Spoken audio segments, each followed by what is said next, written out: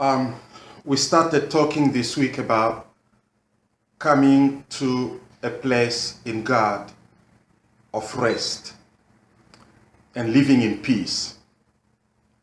Before our Lord Jesus Christ left the earth, he said to his disciples, "Peace I give you, peace, my peace I live with you." He is the Prince of Peace. You have noticed that we greet each other with the Hebrew word shalom. Some of you ask me what it means. It is a blessing. When you say shalom to one another, you are actually speaking peace, prosperity, abundance, or the goodness of God be upon you. I jokingly tell people, I don't want you to greet me with the word hello. To me, hello is like hell on you. That's just my take on it. So we greet each other with the word shalom. And so it's a journey. The journey just like the children of Israel. Let me read what the Lord says to the people of Israel out of Deuteronomy chapter 12, and I will read verse 9, and then I'll skip to verse 11, all the way to verse 14. Listen. You have not yet come to a resting place in the land or the inheritance the Lord your God will give you as your own. Let me repeat that verse 9. You have not yet come to a resting place in the land or in the inheritance that the Lord your God will give you as your own. The promised land is the inheritance. It's a resting place. It's the place where you cease all your labor, your efforts of trying to fix it yourself. You have to come to that resting place. It's not a place where you make no effort, but it's a place where you do your work from a place of rest, at peace. Let me continue. Verse 11. Then the Lord your God, when you get to that place, then the Lord your God will choose a place where he is to be worshipped, or will cause his name to dwell in a place that you will worship. That place called Zion, where the temple would be built by King David. See, you cannot worship until you enter into this place of rest. To that place, you must bring everything. I command you, your burnt offerings and sacrifices, your offerings of a tenth of what you gain or tithes, your special offerings, and all your best things that you promise to the Lord. When you get to that place, to that resting place, your burnt offerings, we talk about giving ourselves as living sacrifices, laying on the altar to be processed as a sacrificial lamb, burnt offerings, asking the fire of God to come and consume that which must be consumed out of us for the purification of our lives. Verse 12, there rejoice before the Lord your God. Everyone should rejoice. You, your sons and daughters, your male and female servants, and the Levites from your towns or in your gates, who have no land or no allotment of their own. Rejoice, joy. Verse 13, be careful that you don't sacrifice your burnt offerings just any way you please, or you see. Offer them, verse 14, only in the place the Lord will choose, or in Zion, in the place of rest. He will choose a place in one of your tribes, and there you must do everything I am commanding you. I want to read from the New Testament in Romans chapter 14 and verse 17. In the kingdom of God, eating and drinking are not important. Or, for the kingdom of God is not about eating and drinking. The important things are living right with God, or righteousness, peace, and joy in the Holy Spirit. So the kingdom of God in you is righteousness, not your righteousness, the righteousness of Christ. When we come in Christ, peace and joy in the Holy Spirit. Those are the things that the Holy Spirit accomplishes in our lives. See, the resting place is not a place of inactivity or effort. But when we align our hearts with the will of God, then we begin to be at peace.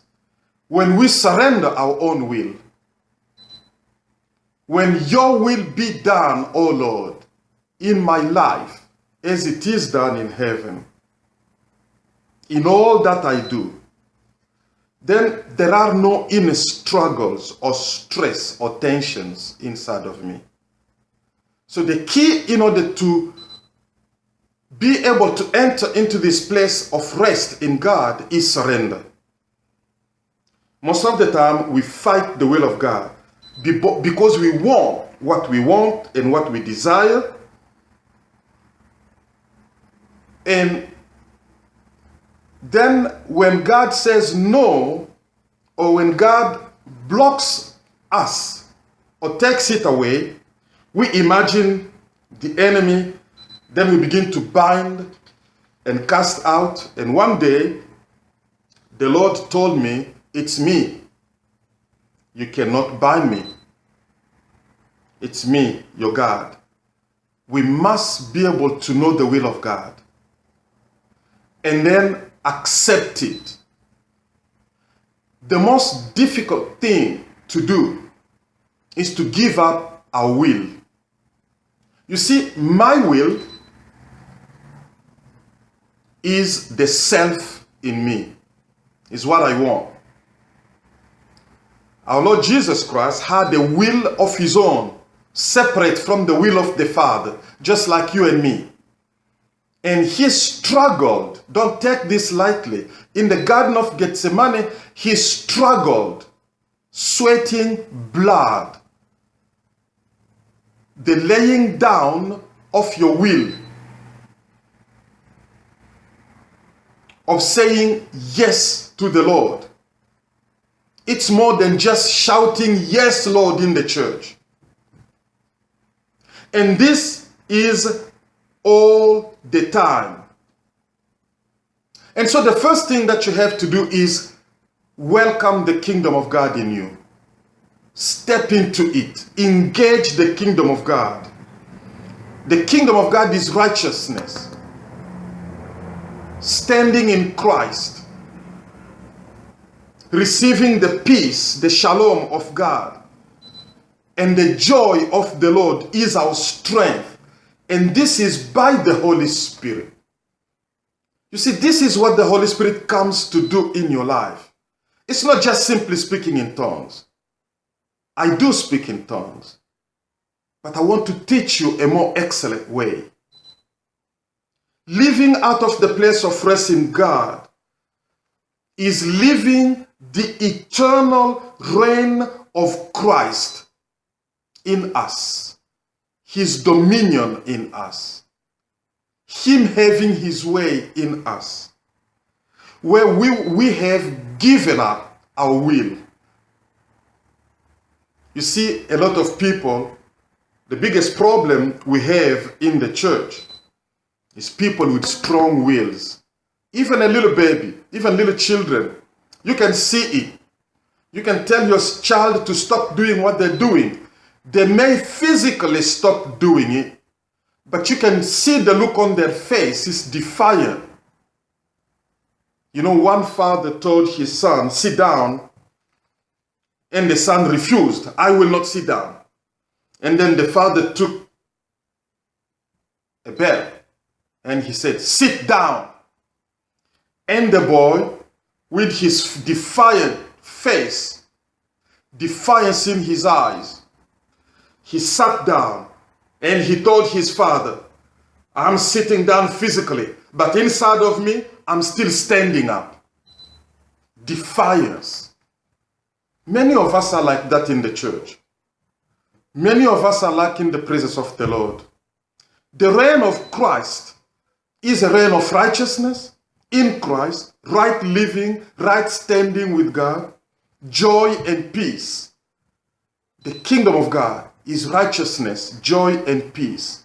Rejoice always. Apostle Paul was writing these words with his feet shackled in prison. Rejoice always. I told myself, how can anybody rejoice under such circumstances? Rejoice always. Out of this place of rest, there is no real joy.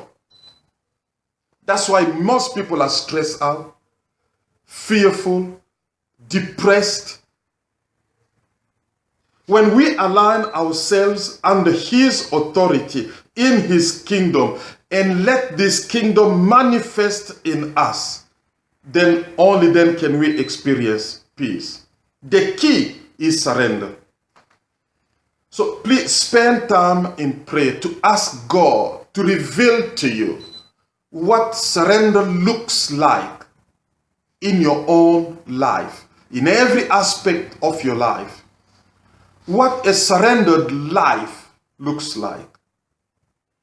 We want to live a surrendered life like our Lord Jesus Christ.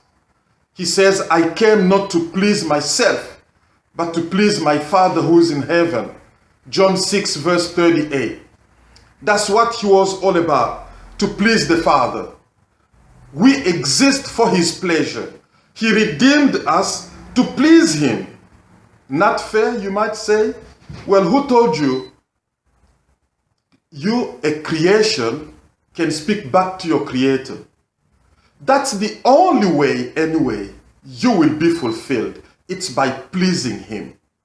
Because by pleasing Him and obeying Him and surrendering to Him, you actually doing good to yourself.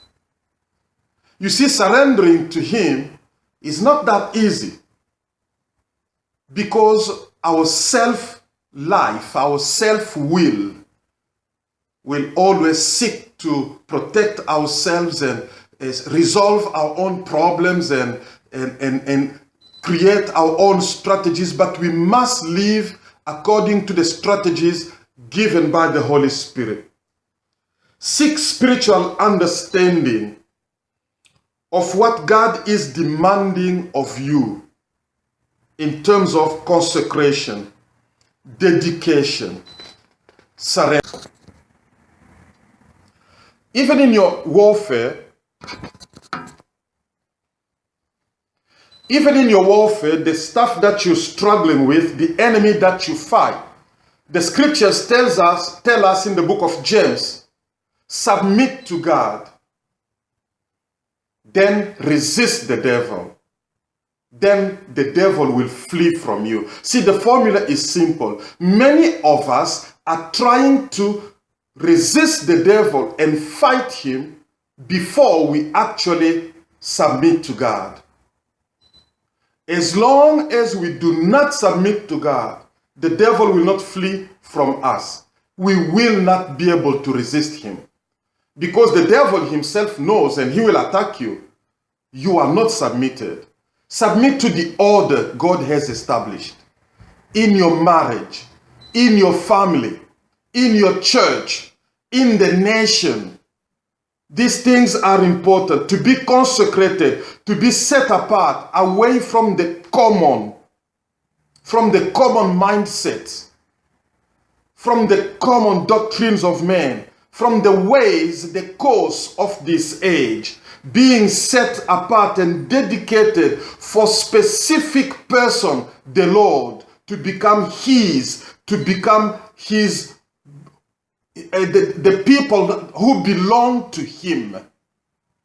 Consecration, set apart from everything else and everyone else, including ourselves, and unto the Lord, completely unto the Lord. This is the expression of the jealousy of the heart of God, to belong to him and to be his and his alone. Surrender. You can never enter this rest in God and dwell there and stay there and have peace if your conscience is damaged, is broken. I taught on the need to have a clear conscience before. You can refer to some of the recordings on our channel on YouTube. A person with a damaged conscience runs away from God will not enter into that place. Adam ran away in the cool of the day, in the hour of rest and peace and joy. He ran away. He covered himself. Listen, your cover-ups will never provide rest to you. When your conscience is damaged, you will never be at peace. You will run away, even from your own shadow. Everybody wants to kill you. Everybody is against you. This is mostly the issue of a damaged conscience. You're suspicious all the time. You can't come into intimacy with God, really. You can't come into intimacy with yourself because you are divided. You're double-minded. And you can never come into intimacy with anyone else, not even your spouse, and not your brethren in the church, because of your conscience. A clear conscience is key to entering into this place of rest in God and dwelling there. And the key to this is true repentance and confessing our sins one to another and to God, and forgiving as we want God to forgive us our sins. Forgiveness is the key that releases you into your destiny, into that place of rest. It was forgiveness that released Joseph into his destiny and launched the destiny of a new nation of Israel. It was forgiveness. But Joseph had to have come to that place of rest in the dungeon. It was when he began to live out of that place of rest that he began to have dreams and significant dreams, revelations and interpretation of dreams. He began to flow into the anointing, into his calling. He had to come to that place of rest inside of himself, with himself. He forgave his brothers before they knew, before he spoke those words to them. Then God began to position him. David was at rest in the wilderness, taking care of his father's flock, where he faced the lions and the bears. Before he would kill the lion and the bear, he had to conquer the giants inside of him. See, the giants are inside of you. Listen, your enemies are within you, not those who talk about you. Because when you are in the place of peace, when you live out of that place of rest in God, it will not matter. It won't bother you what people say about you. Because you know who you are. Because you know who your God is. The reason you still get upset and lose your peace because of what people say about you, because of what people do to you? It's because you're not at peace. You are not operating out of that place of rest. So before David would come to face Goliath, he had already entered the place of rest in God. He was at peace because of his intimacy with the Father. That's what places you at rest, your intimacy with the Father. And intimacy is not possible if your conscience is damaged. That's why we have to confess all the time and repent all the time. Oh God, by your Spirit, teach us the meaning of repentance. Reveal to your people, oh God, areas in which they need to repent before you and before others. Daniel was in that place in Babylon. This enabled him to have the confidence to be lowered into the lion's den and not lose his cool, to be thrown into the furnace and not have fear, to be accused falsely, to resist the command of the king to bow before the statue. That level of confidence he developed out of that place of rest in God. He was at peace. He knew his God. He knew who he was in God. Walking, living out of that place of rest. You have not yet come to a resting place.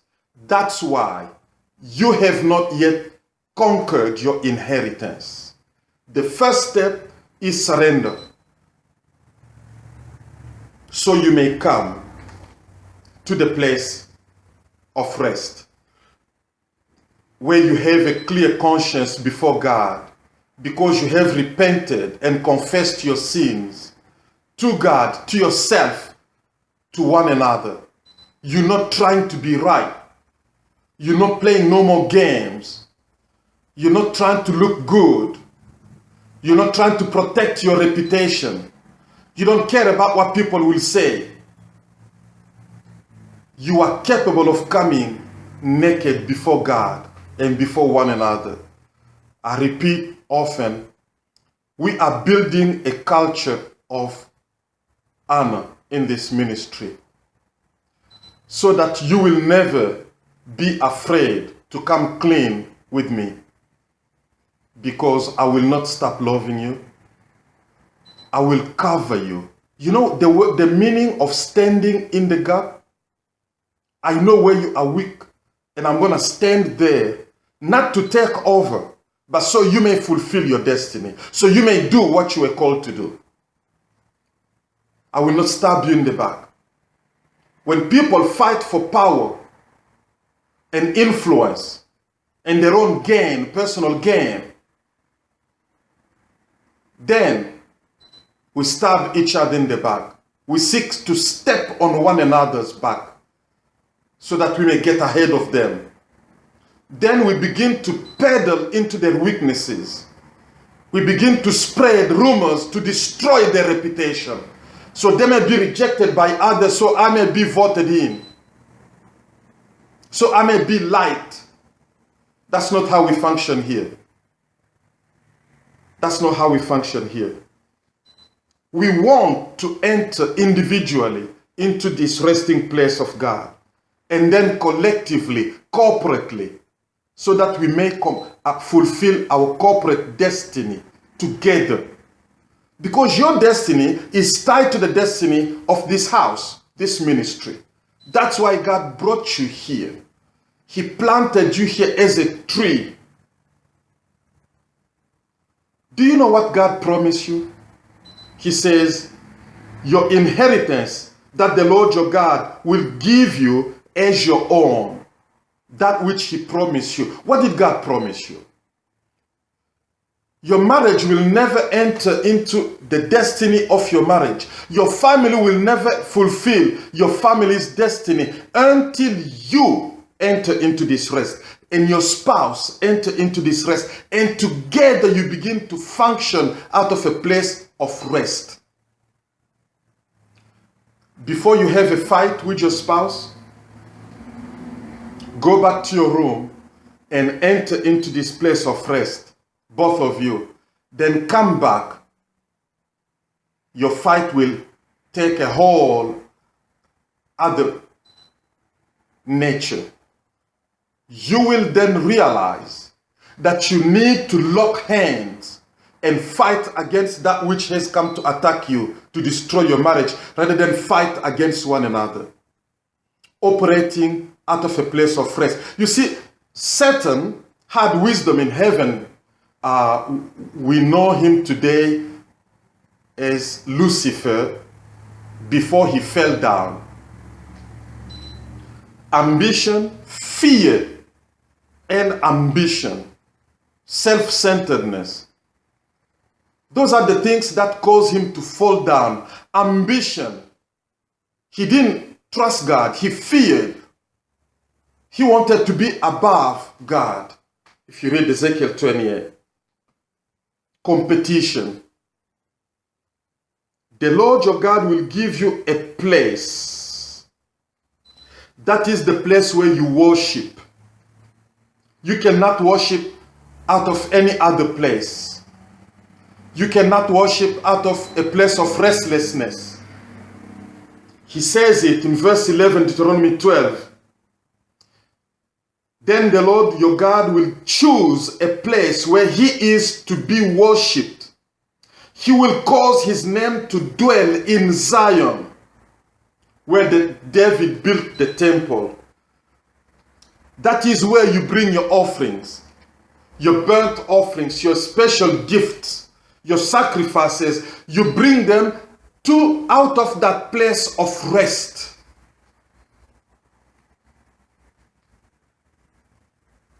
Where you begin to lay yourself down daily as a living sacrifice. In that place, you will rejoice before the Lord your God. You and your sons and your daughters, even your servants, male and female, who are in your house, and the Levites from your cities, together with the priesthood. He says, be careful not to worship God in any other place that you choose. Not out of a place of restlessness, stress, depression, fear, self-centeredness, out of a place of your own ego. You know, God said, don't worship me from any of those places. That's why when we are about to come together in the church, you have to prepare yourself. You can't come out of talking about hamburgers and French fries and jump into worship. I don't like to engage in futile conversations in the hours leading to worship. When you come into the house of God, sit quiet. I see people come into the church and they begin to talk. Until the leader says, praise God, let's begin to stand. How can you switch? You need to bring your whole being into a quietness inside and begin to engage with the kingdom of heaven and begin to engage with the throne of God. You got to do this in your own house regularly before you go to bed. That's how you're going to receive dreams and visions in the night when you sleep. You must take time to do this in your day. Before you start your day, wake up early. Stay quiet. Turn off the TV. Turn off your phone. Keep quiet. Remember, the thunders came, the lightning came, but the Lord spoke the small, still voice. The thunders and the lightning and the earthquakes in the life of the prophet represented his fears, his anxieties, his worries. They are loud inside of you, preventing you from hearing the small, still voice. Lord, quiet us inside, we ask. We come to you, Father. Quiet us, O Lord. Help us by your Spirit to quiet all the noise inside of us. The fighting and the struggles in the mind. The what ifs. What if I die tomorrow? What if my children don't make it? What if I don't get married? What if my spouse divorces me? What if I get sick? When we surrender to God and we give ourselves totally to God, when the kingdom of God becomes reality in us, then we begin to operate out of the place of rest. This place is inside of you. Peace I give to you. My peace I leave with you. Those are the words of the Lord. His final words to his disciples. That's all he wanted to leave with them. That's what they needed to make it. Listen, what is coming? A lot of people talk to me and discuss about voting for this or that candidate for president. And I tell them, the salvation of America will not come from a political leader. It comes from the Lord. Listen, church, what is coming, we have to prepare for it. If we are going to be able to make it in that which is coming, we must learn to walk in peace out of that place of rest, which comes only from having deep intimacy with the Lord, becoming one with him. The jealous heart of God burning in us to become one with his people. Responding to the jealous heart of God, to the invitation of God to all people to come to him, to know him. And the Lord says, as much as you want to know him, he wants to reveal himself to you. Like they say in America, how badly do you want this? Beloved, if you're not in the place of rest, you will never, ever overcome. You will never have victory in your warfare. God is a God of revelation. He wants to make himself known to you. He is calling you to come in him, into the place of rest. Like Daniel, like Joseph, like David, coming into the place of rest. Remember, the place of rest is not a place of inactivity. But when you operate out of the place of rest, your efforts are performed, done in peace. You no longer have to struggle. You walk confidently. This is the place where you begin to experience the powers of the age to come. This is the place of a heart-to-heart communion fellowship in heaven with the Father, with the Lord. This is the place of the bride, where the bride hears the Spirit and speaks what the Spirit says, like it's written in the book of Revelation. The Spirit first, and the bride repeating, say, come, Lord, come.